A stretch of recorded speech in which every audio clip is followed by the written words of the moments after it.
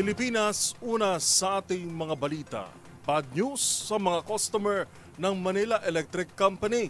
Tataas ang singil sa kuryente ng Meralco ngayong buwan ng Agosto.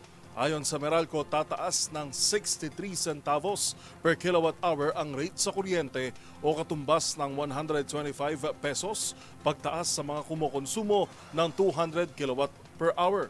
Habang katumbas yan ng 188 pesos na pagtaas sa mga kumukonsumo ng 300 kilowatts per hour, 251 sa 400 kilowatts per hour at 313 pesos sa 500 kilowatts per hour. Bunsod umano ito ng pagtaas ng generation at transmission charges ngayong buwan.